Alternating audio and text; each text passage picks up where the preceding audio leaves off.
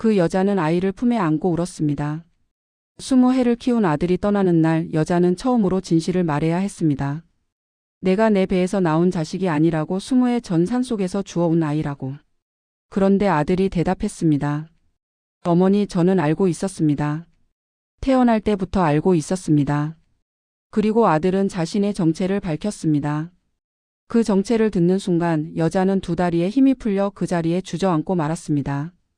오늘 제가 들려드릴 이야기는 조선 후기 전라도 깊은 산골에서 실제로 전해 내려오는 이야기입니다. 어떤 이는 이 이야기를 듣고 눈물을 흘렸고 어떤 이는 소름이 돋았다고 합니다. 끝까지 들으시면 왜 사람들이 이 이야기를 수백 년 동안 전해왔는지 아시게 될 것입니다. 옛날 옛적 전라도 지리산 자락에 외진 마을이 하나 있었습니다. 마을 이름은 두매골이라 하였는데 산이 깊고 골이 깊어 외지 사람은 찾아오기 어려운 곳이었습니다. 12가구가 옹기종기 모여 살았는데 마을 사람들은 대부분 화전을 일구거나 나무를 해서 먹고 살았습니다. 이 마을에 복녀라는 이름을 가진 여자가 살았습니다. 나이는 30이 간 넘었는데 과부였습니다. 남편은 5년 전에 산에서 나무를 하다가 벼랑에서 떨어져 죽었습니다. 자식도 없었습니다. 혼인한 지 3년 만에 남편이 죽었는데 그 사이에 아이가 생기지 않았던 것입니다. 복녀는 혼자 살았습니다. 친정 식구들은 일찍이 전염병으로 다 죽었고 시댁 식구들은 복녀를 냉대했습니다. 아이도 못 낳는 년이 못하러 집에 붙어 있느냐며 남편 죽자마자 쫓아냈습니다. 복녀는 남편이 살아있을 때 일구어 놓은 작은 밭대기 하나 가지고 마을 끝자락에서 혼자 살았습니다. 마을 사람들은 복녀를 불쌍하게 여기면서도 한편으로는 피했습니다. 팔자가 사나운 여자라 가까이 하면 재수 없다고 수군거렸습니다. 복녀도 그것을 알았습니다. 그래서 마을 사람들과 어울리지 않았습니다. 혼자 밭을 갈고 혼자 나무를 뜯고 혼자 밥을 짓고 혼자 잠을 잤습니다. 그러던 어느 날이었습니다. 가을이 막 시작되던 때였습니다. 복녀는 산에서 도토리를 줍고 있었습니다. 겨울 양식을 마련하기 위해서였습니다. 도토리를 줍다 보니 어느새 깊은 산속까지 들어와 있었습니다. 해가 뉘엿뉘엿 지고 있었습니다. 서둘러 내려가야 했습니다. 날이 저물면 산짐승이 나올 테니까요. 그런데 그때 이상한 소리가 들렸습니다. 으앙으앙. 아기 울음소리였습니다. 복녀는 귀를 의심했습니다. 이 깊은 산속에서 아기 울음소리라니. 귀신인가 싶어 소름이 돋았습니다. 그러나 소리는 분명했습니다. 누군가가 아니 무언가가 울고 있었습니다. 복녀는 두려웠지만 발걸음이 저절로 그쪽으로 향했습니다. 소리가 나는 곳으로 가보니 커다란 바위 아래에 무언가가 놓여 있었습니다. 헝겊에 쌓인 보따리였습니다. 보따리가 움직이고 있었습니다. 그리고 거기서 울음소리가 나고 있었습니다. 복녀는 조심스럽게 보따리를 열어보았습니다. 아기였습니다. 갓 태어난 것 같은 아기가 발을 버둥거리며 울고 있었습니다.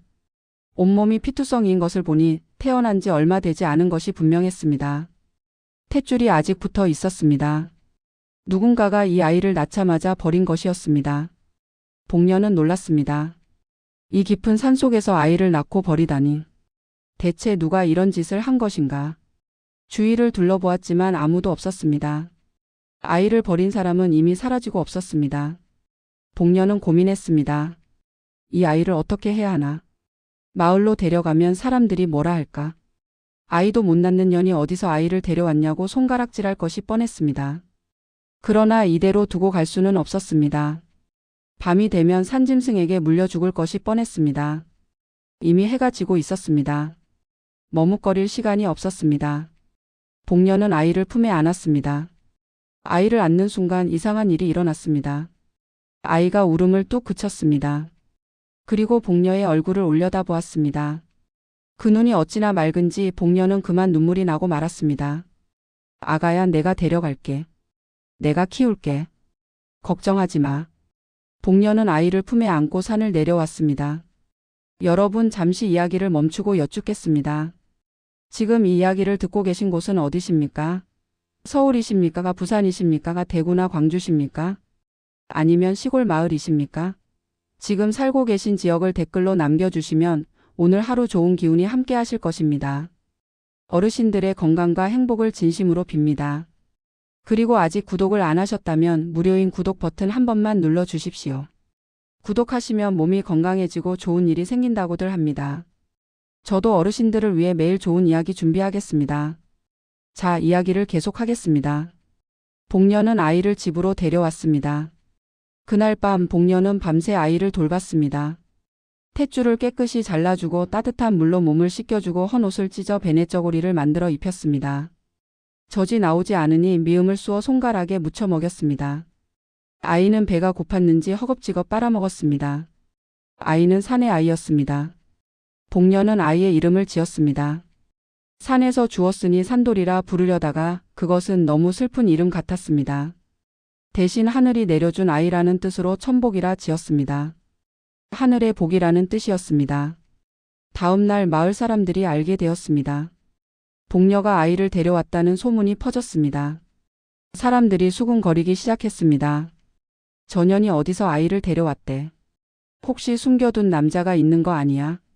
아이도 못 낳는다더니 사실은 낳을 수 있었던 거 아니야? 아니야, 산에서 주웠대.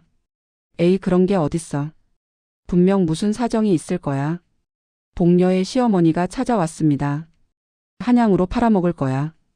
분명히 복녀 전현이 아이를 팔아먹으려고 데려온 거야. 내가 가서 빼앗아 와야겠어. 시어머니는 복녀의 집에 들이닥쳤습니다. 이년아, 그 아이 어디서 났어? 어디서 주워온 거야? 당장 내놔. 내가 맡아서 키울 테니까. 복녀는 거부했습니다. 제가 주운 아이니 제가 키우겠습니다. 어머니는 가셔도 됩니다. 시어머니는 화가 났습니다. 이년이 감히. 내가 뭔데? 자식도 못 낳는 년이. 시어머니가 아이를 빼앗으려 했습니다. 복녀는 아이를 꼭 껴안고 물러서지 않았습니다. 시어머니가 복녀의 뺨을 때렸습니다. 복녀는 맞으면서도 아이를 놓지 않았습니다. 결국 시어머니는 돌아갔습니다. 두고 보자, 그 아이 오래 못 클 줄 알아? 하면서 저주를 퍼부으며 돌아갔습니다. 복녀는 아이를 안고 울었습니다. 천보가 미안하다. 내가 이런 집에 왔구나. 미안하다. 그러나 아이는 웃고 있었습니다. 방금까지 시끄럽던 것이 거짓말처럼 환하게 웃고 있었습니다. 그 웃음을 보자 복녀는 마음을 다잡았습니다. 좋아, 내가 반드시 너를 잘 키울게. 누가 뭐래도 내가 너를 지킬게. 세월이 흘렀습니다. 천복이는 무럭무럭 자랐습니다. 이상하게도 병치레 한 번 하지 않았습니다. 복녀의 젖이 나오지 않아 미음으로 키웠는데도 다른 아이들보다 더 건강하게 자랐습니다. 사람들은 신기해했습니다. 아이도 못 낳는 년이 키우는 아이가 저렇게 건강하다니. 뭔가 이상해. 분명 보통 아이가 아니야. 천복이가 3살이 되던 해 또 이상한 일이 있었습니다. 그해 여름 마을에 큰 가뭄이 들었습니다. 석 달 동안 비가 오지 않았습니다. 밭은 다 말라붙었고 우물도 바닥이 났습니다. 사람들이 굶주리기 시작했습니다. 그런데 복녀의 집 앞 우물만 마르지 않았습니다. 다른 우물은 다 말랐는데 복녀의 집 앞 우물에서만 물이 나왔습니다. 사람들은 처음에는 복녀에게 물을 얻어갔습니다. 그러나 점점 이상하게 생각했습니다. 왜 저 집 우물만 안 마르는 거야? 분명 뭔가 있어. 저 아이가 수상해. 도깨비 아니야? 귀신 아니야? 소문은 점점 커졌습니다. 저 아이는 보통 아이가 아니라는 소문이 퍼졌습니다. 어떤 이는 도깨비의 자식이라 했고 어떤 이는 산신령이 점지한 아이라 했습니다. 또 어떤 이는 원기가 빙의한 아이라며 무서워했습니다. 복녀는 그런 소문에 신경 쓰지 않았습니다. 천복이가 무엇이든 자신에게는 소중한 아들이었습니다. 피 한 방울 섞이지 않았어도 직접 낳은 자식보다 더 사랑했습니다. 천복이가 5살이 되던 해 복녀는 천복이에게 글을 가르쳐주고 싶었습니다. 그러나 마을에는 서당이 없었습니다. 가장 가까운 서당은 산 너머 십리 밖에 있었습니다. 복녀는 국리 끝에 이웃 마을 훈장님을 찾아갔습니다. 제 아이를 가르쳐 주십시오. 돈은 없지만 품삯으로 갚겠습니다. 훈장은 처음에는 거절했습니다. 그러나 복녀의 간곡한 부탁에 마음이 움직였습니다. 좋다, 그 대신 매일 서당 청소를 해라. 복녀는 기꺼이 승낙했습니다. 그날부터 복녀는 새벽같이 일어나 바치를 하고 아침이면 천복이를 데리고 산을 넘어 서당에 갔습니다. 천복이가 글을 배우는 동안 서당 청소를 하고 저녁이면 다시 산을 넘어 집으로 돌아왔습니다. 하루도 빠지지 않았습니다. 비가 와도 눈이 와도 산을 넘었습니다. 천복이는 총명했습니다. 한 번 들으면 열을 알았습니다. 훈장도 감탄했습니다. 이렇게 총명한 아이는 처음 본다. 이 아이는 반드시 크게 될 것이다. 복녀는 기뻤습니다. 내 아들이 칭찬받는 것이 세상에서 가장 기뻤습니다. 그러나 행복은 오래가지 않았습니다. 천복이가 7살이 되던 해 마을에 새로운 좌수가 부임해 왔습니다. 좌수의 이름은 김자수라 하였는데 욕심이 많고 성격이 포악한 사람이었습니다. 부임하자마자 마을 사람들에게 과한 세금을 매기고 말을 듣지 않으면 곤장을 쳤습니다. 김자수는 복녀의 집에도 왔습니다. 내 이름이 복녀냐? 과부라면서? 밭을 가지고 있다면서? 세금 내라. 복녀는 세금을 냈습니다. 가진 것이 없어서 힘들었지만 어떻게든 마련해서 냈습니다. 그러나 김자수는 자꾸만 복녀를 찾아왔습니다. 세금을 빙자하여 돈을 뜯어갔습니다. 그것도 모자라 복녀에게 수청을 들라고 협박했습니다. 과부가 혼자 살면 뭘 하나? 나한테 잘 보이면 편하게 살 수 있어. 복녀는 거부했습니다. 좌수 어른, 저는 죽은 남편만 생각하고 살겠습니다. 제발 돌아가 주십시오. 김자수는 화가 났습니다. 감히 거절해? 두고 보자. 후회하게 해주마. 그 후로 김자수는 복녀를 괴롭히기 시작했습니다. 세금을 2배로 올렸습니다. 복녀의 밭에 멀쩡히 자라는 채소를 망쳐 놓았습니다. 마을 사람들에게 복녀와 어울리지 말라고 협박했습니다. 복녀는 점점 마을에서 고립되었습니다. 복녀는 밤마다 울었습니다. 천복이가 잠든 후 혼자 마당에 앉아 울었습니다. 내가 왜 이렇게 살아야 하나? 내가 무슨 죄를 지었다고? 하늘은 왜 나를 이렇게 괴롭히는가? 그러나 포기할 수 없었습니다. 천복이가 있었기 때문입니다. 이 아이를 위해서라도 어떻게든 살아남아야 했습니다. 어느 날 김자수가 하인들을 데리고 복녀의 집에 왔습니다. 세금을 못 내면 밭을 압수하겠다. 그래도 못 내면 내년을 관아에 끌고 가겠다. 복녀는 어쩔 수 없었습니다. 가진 것이 없었습니다. 세금을 낼 돈이 없었습니다. 김자수가 비웃었습니다. 아직도 정신을 못 차렸군. 좋아, 마지막 기회를 주지. 오늘 밤 내 집으로 와라. 수청을 들면 세금을 면제해 주마. 안 오면 내일 관아로 끌고 간다. 김자수가 돌아간 후 복녀는 망연자실했습니다. 어떻게 해야 하나? 수청을 들 수는 없었습니다. 그러나 관아에 끌려가면 천복이는 어떻게 되는가? 아이를 두고 갈 수는 없었습니다. 복녀는 결심했습니다. 밤에 도망치기로 했습니다. 천복이를 데리고 이 마을을 떠나기로 했습니다. 어디로 갈지는 몰랐습니다. 그러나 여기 있으면 죽을 것 같았습니다. 그날 밤 복녀는 천복이를 업고 집을 나섰습니다. 아무도 모르게 달빛도 없는 금은밤에 집을 나섰습니다. 그러나 김자수는 예상하고 있었습니다. 하인들이 복녀의 집을 감시하고 있었던 것입니다. 복녀가 도망치려는 것을 보고 김자수에게 보고했습니다. 복녀가 산길에 접어들었을 때 횃불을 든 무리가 앞을 가로막았습니다. 김자수였습니다. 도망치려고? 어림없지. 인연, 내가 좋게 말할 때 말을 들었어야지. 복녀는 잡혔습니다. 하인들이 복녀의 팔을 비틀어 잡았습니다. 천복이가 울면서 어머니를 불렀습니다. 김자수가 천복이를 바라보았습니다. 그리고 소름 끼치는 말을 했습니다. 이 아이 산에서 주웠다면서? 어디서 주웠는지 아무도 모른다면서? 좋아, 이 아이를 팔아버리지. 한양에 가면 종으로 팔 수 있어. 꽤 비싸게 받을 수 있겠군. 복녀는 미친 듯이 소리쳤습니다. 안 돼요. 제발 아이만은. 저를 어떻게 해도 좋으니 아이만은 살려주세요. 김자수는 비웃었습니다. 그렇게 빌면 봐줄 것 같냐? 내가 시키는 대로 안 했으니 벌을 받아야지. 그 순간 이상한 일이 일어났습니다. 갑자기 하늘에서 천둥 소리가 울렸습니다. 구름 한 점 없던 하늘에서 번개가 쳤습니다. 번개가 김자수의 바로 앞 땅을 강타했습니다. 사람들이 비명을 지르며 흩어졌습니다. 김자수도 놀라서 뒤로 물러섰습니다. 이게 뭐야? 무슨 일이야? 그때 천복이가 눈을 떴습니다. 울고 있던 아이가 울음을 멈추고 눈을 떴습니다. 그 눈이 빛나고 있었습니다. 평범한 아이의 눈이 아니었습니다. 달빛처럼, 아니 별빛처럼 빛나고 있었습니다. 천복이가 입을 열었습니다. 7살 아이의 목소리가 아니었습니다. 깊고 울림이 있는 어른의 목소리였습니다. 내 이놈 감히 내 어머니를 괴롭히느냐. 김자수는 기겁했습니다. 뭐야? 이 아이가 뭐야? 나는 이 산을 지키는 자다. 7년 전 이 어머니가 나를 구해 주었다. 죽어가던 나를 살려주었다. 그 은혜를 갚기 위해 이 몸으로 태어났다. 복녀는 믿을 수 없었습니다. 천보가 내가 무슨 말을 하는 거냐? 천복이 아니 그 존재가 복녀를 바라보았습니다. 어머니, 저는 7년 전 어머니가 구해주신 여우입니다.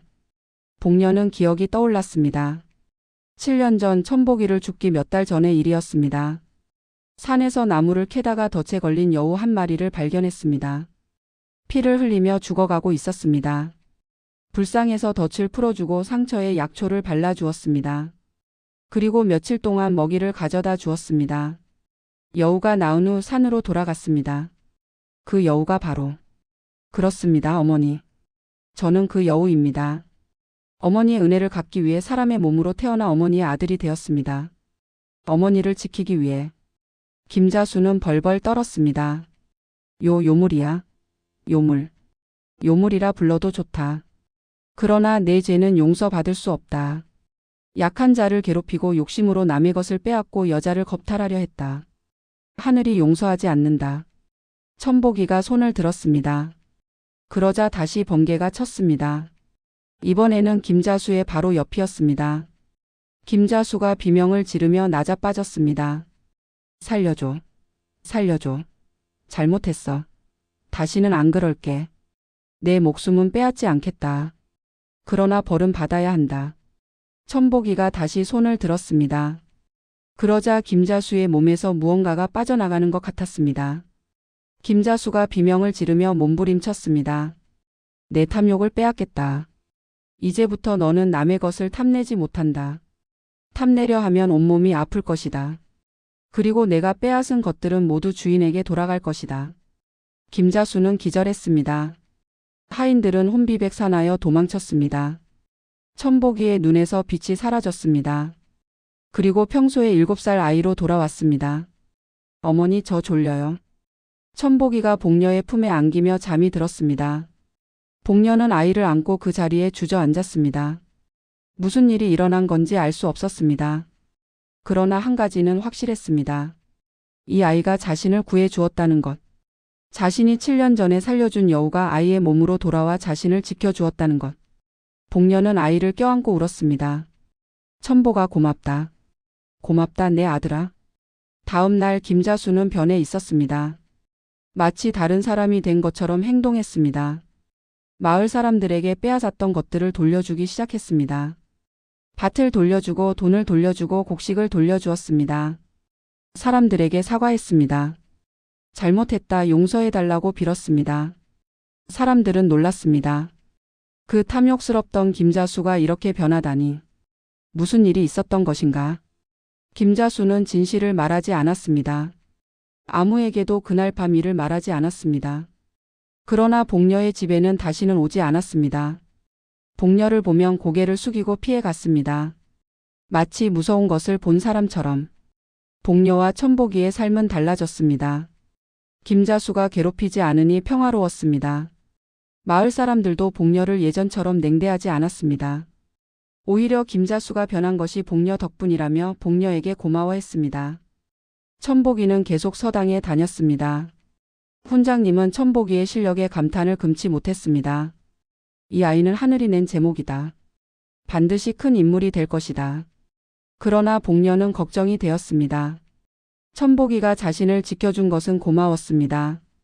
그러나 아이가 보통 아이가 아니라는 것이 두려웠습니다. 여우라니. 내 아들이 여우라니. 언젠가 아이가 떠날 것 같았습니다. 원래 있던 곳으로 돌아갈 것 같았습니다. 어느 날 밤 복녀는 천복이에게 물었습니다. 천복아, 너는 언젠가 떠날 거냐? 천복이는 웃었습니다. 평범한 7살 아이의 웃음이었습니다. 어머니, 저는 어머니의 아들이에요. 어디도 안 가요. 그러나 복녀는 알 수 있었습니다. 아이의 눈 깊은 곳에 슬픔이 있다는 것을. 이 아이는 언젠가 떠날 것이다. 그것이 운명이다. 복녀는 그래도 기뻤습니다.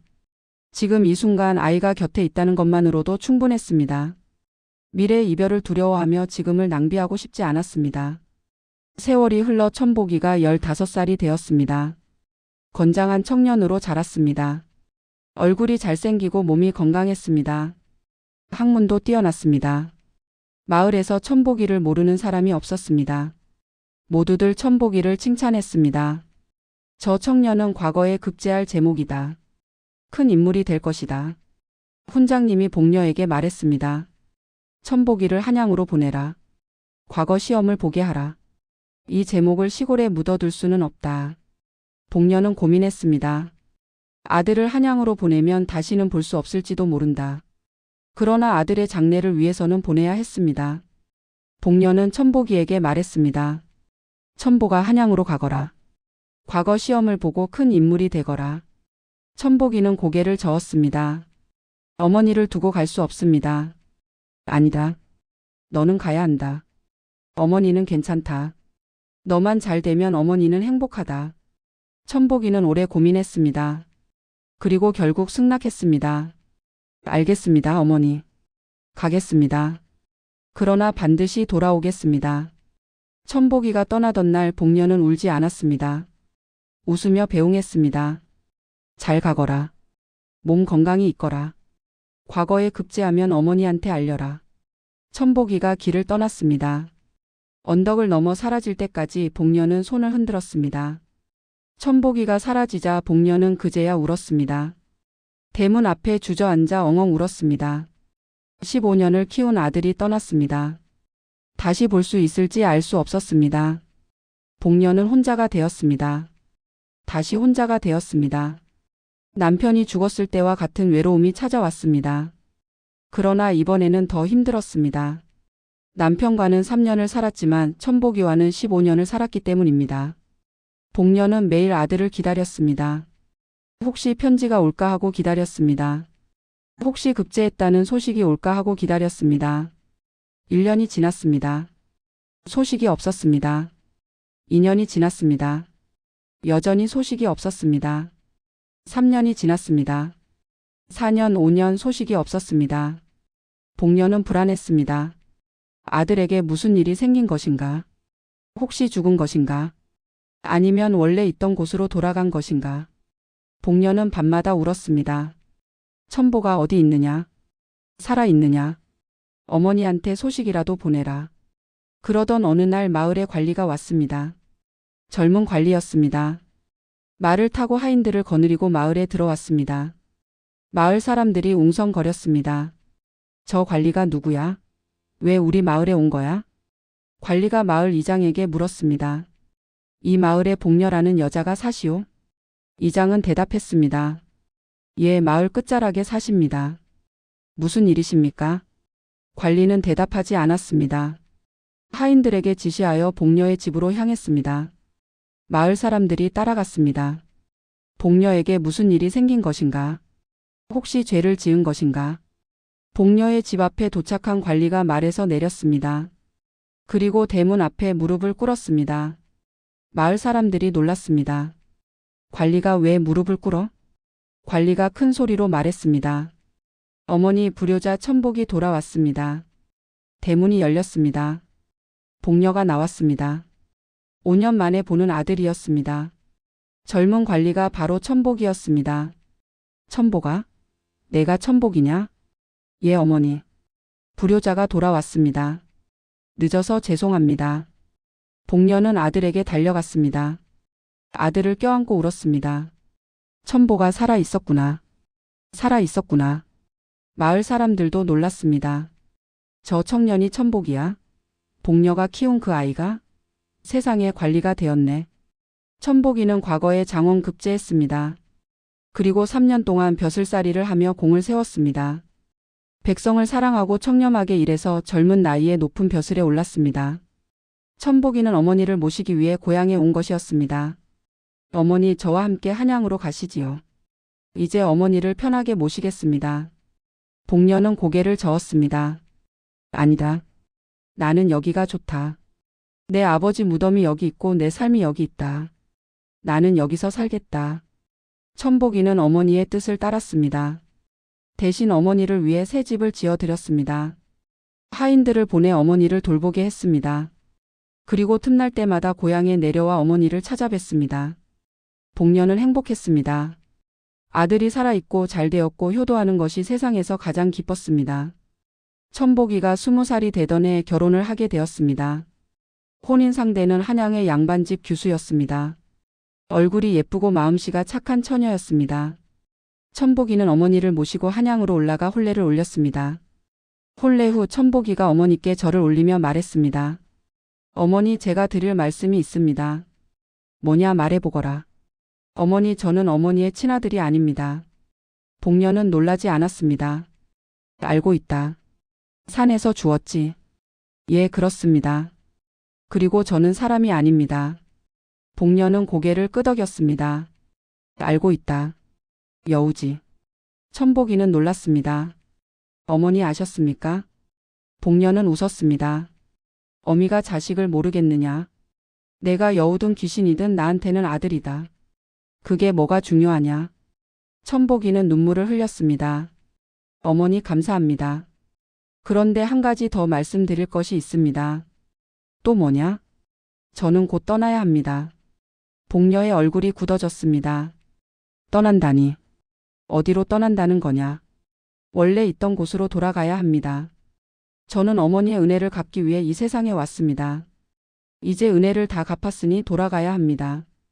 복녀는 아들의 손을 잡았습니다. 안 돼. 가지 마라. 내가 가면 어미가 어떻게 사느냐. 천복이도 울었습니다. 어머니, 저도 가기 싫습니다. 그러나 이것이 하늘의 법입니다.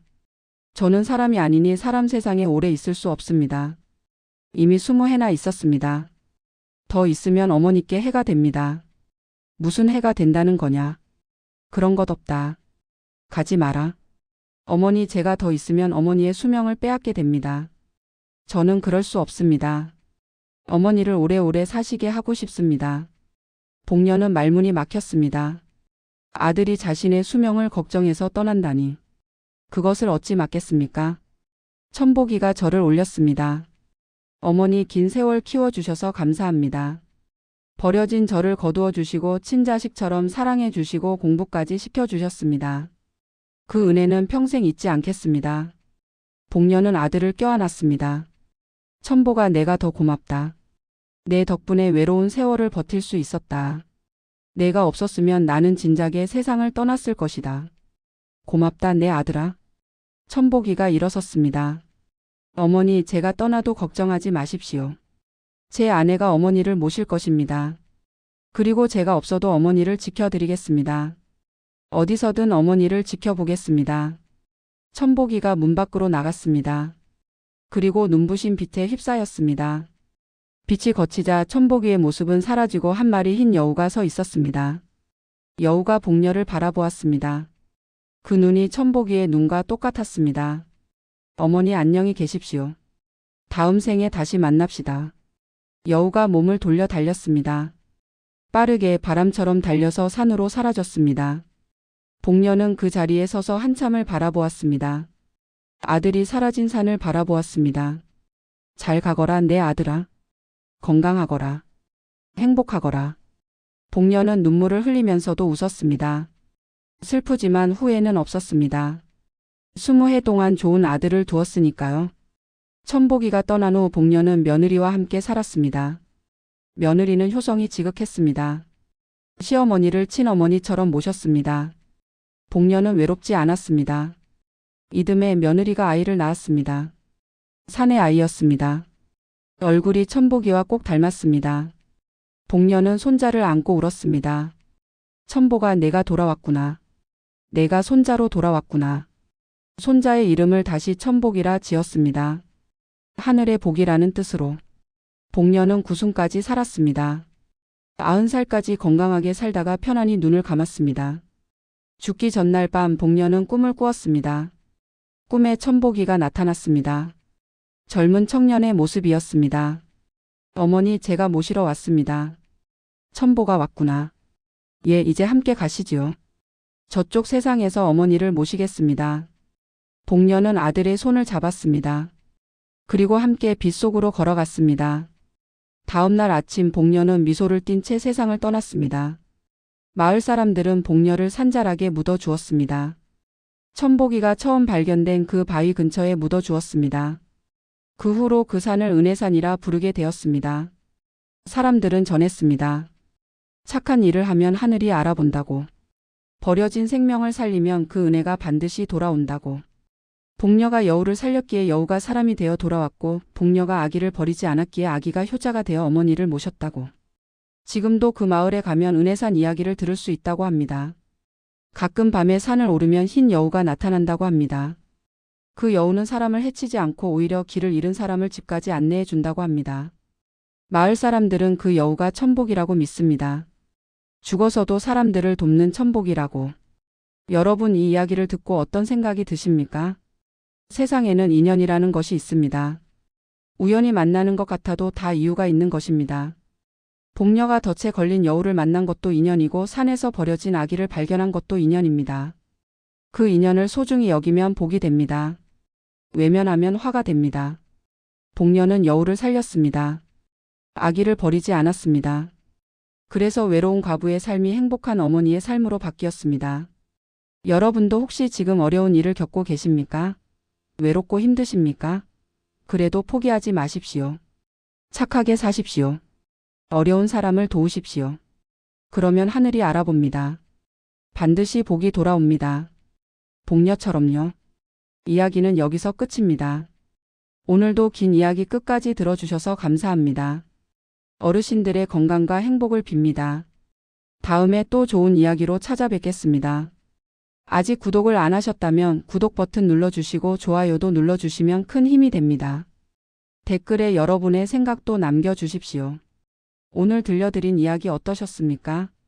여러분도 혹시 은혜를 갚은 이야기나 인연에 대한 이야기가 있으시면 댓글로 들려주십시오. 저도 읽어보겠습니다. 그럼 오늘도 편안한 밤 되십시오. 안녕히 계십시오.